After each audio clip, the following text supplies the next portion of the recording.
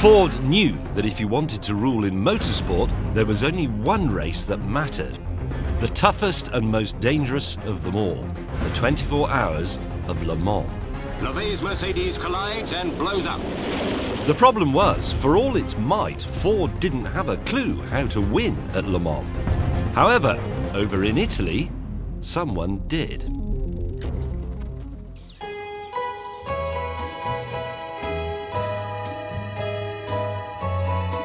In the early 1960s, Enzo Ferrari's cars ruled sports car racing, Le Mans especially. At the start of the decade, he had won the famous and grueling 24-hour race 3 times on the trot. However, the company was in deep financial difficulty. So when Ford offered to buy the entire business, Enzo agreed. At first, all went well. Enzo Ferrari and the head of Ford, Henry Ford II, quickly settled on a price of $16 million. And on May the 21st, 1963, Ford executives arrived in Maranello to sign the deal. Ford turned up with an army of suits. Enzo Ferrari sat opposite them with just the local town lawyer. Now, they read through the contract and it all seemed well, but then suddenly Ferrari stopped and he took out his famous fountain pen full of purple ink, and as you can see from this accurate copy I have here, he drew a big exclamation mark and he wrote, "No, that's no good." Now, what had angered him? Well, it was this clause here. You see, Enzo Ferrari wanted to retain control of the motorsport side of his business, but this bit effectively handed control to Ford.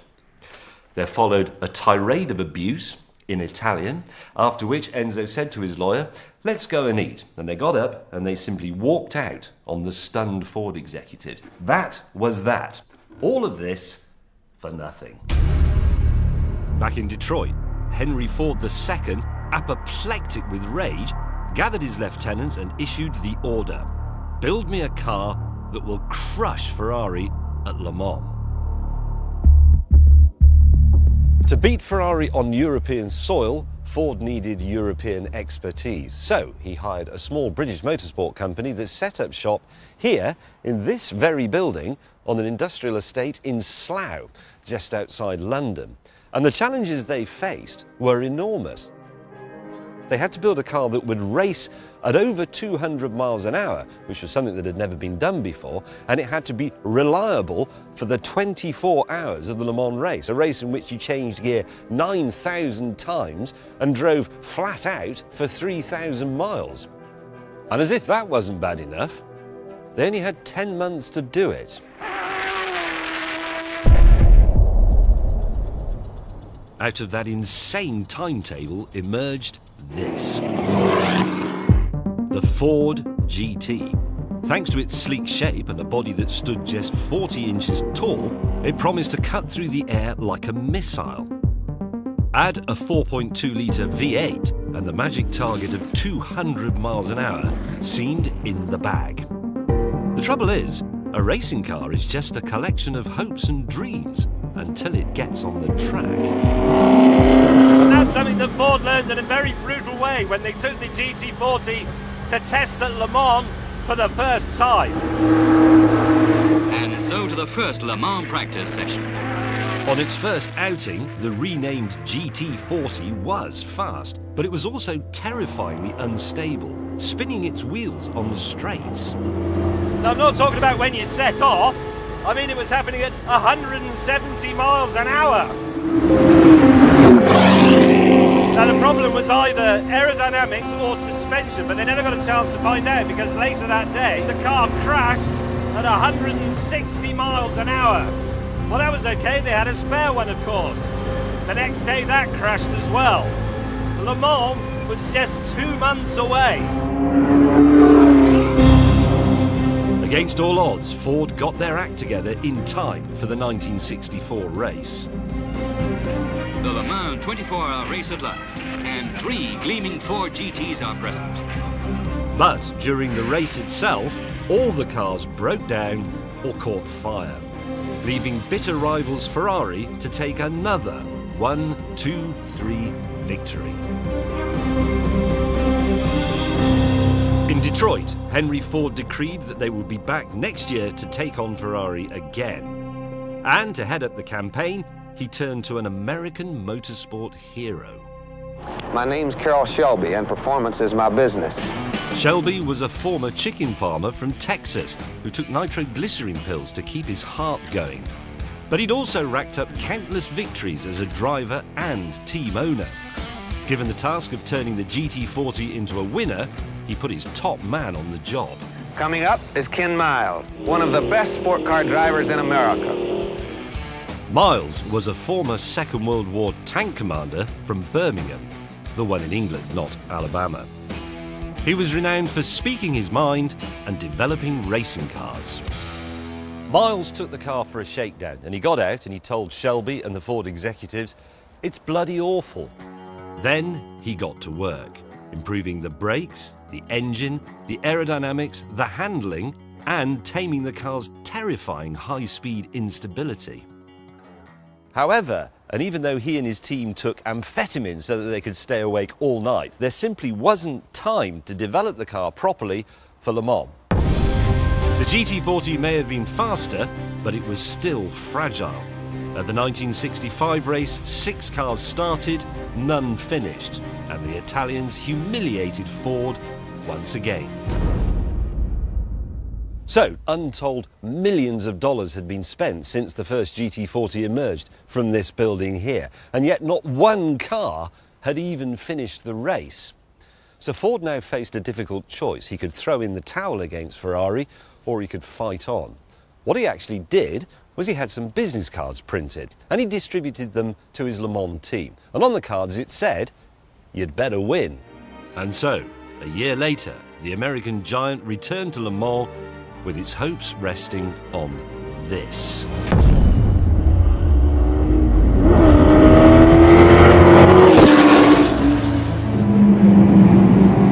Okay, viewers, this is historic race car bucket list moment number 2, because this is an actual GT40 that competed at Le Mans in 1966. If I don't go mad, mate, it's worth 15 million quid. Sod it, let's make some noise!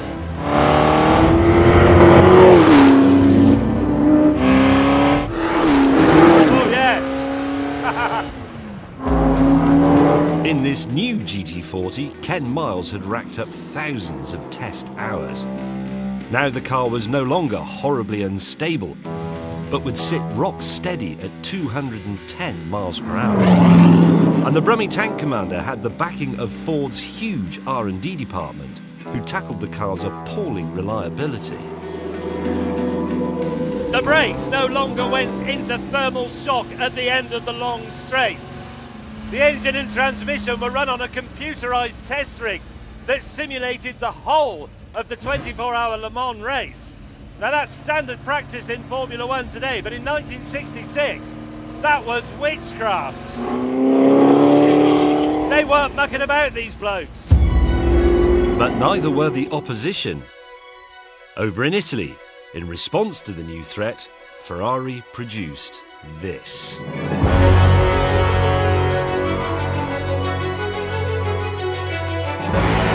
Called the P3, it looked as sleek as a GT40. And at just 37.4 inches tall, it was even lower.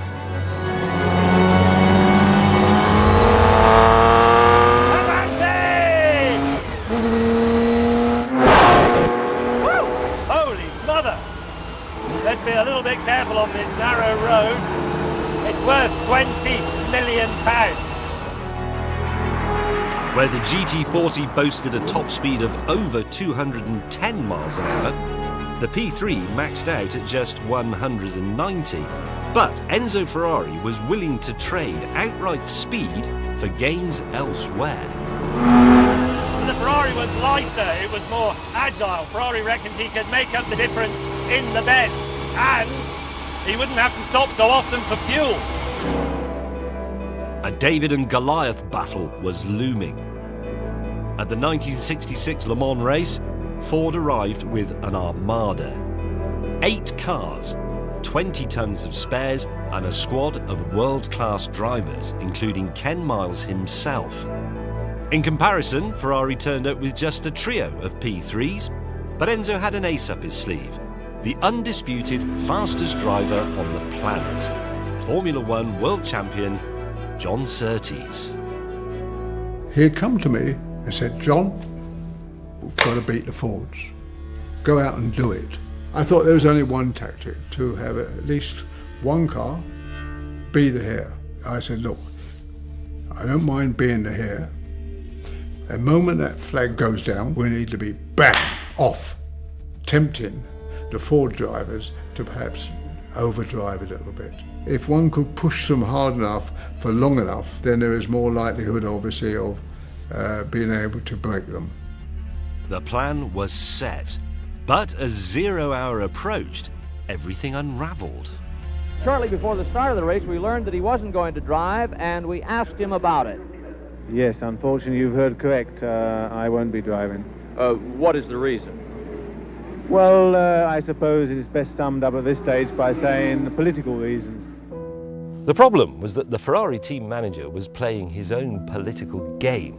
He had no particular liking for Surtees, and he nominated another driver to go out and start the race, to be the hare, even though Surtees was clearly the fastest man available.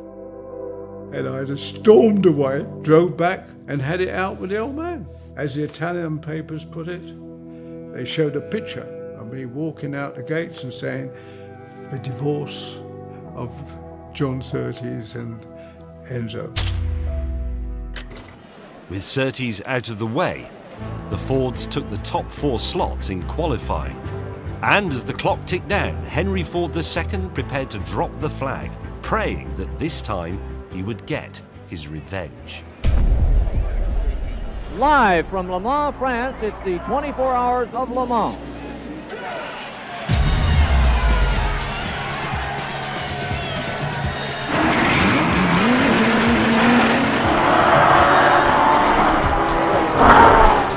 At first, the Fords stormed into the lead, but a few hours in, it was beginning to look like a depressing repeat of 64 and 65.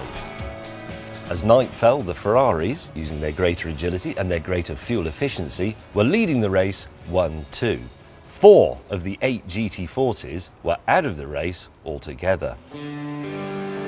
Worse still, the Ford drivers had strict orders not to go balls out, for fear of breaking the cars. But one man wasn't listening to those orders. Ken Miles put the hammer down, set blistering lap times and retook the lead for Ford. The Ferraris had no response to this crushing pace, and by morning they had either broken down or crashed. That afternoon, Henry Ford watched his cars cruise home to a spectacular 1-2-3 finish. First place for the Ford GT Mark II, and a first-time win for America at Le Mans. Ford would go on to win the next 4 Le Mans races. But the man who had contributed so much to the team didn't get to see these triumphs. Ken Miles was killed 2 months after their first win, testing the latest GT40.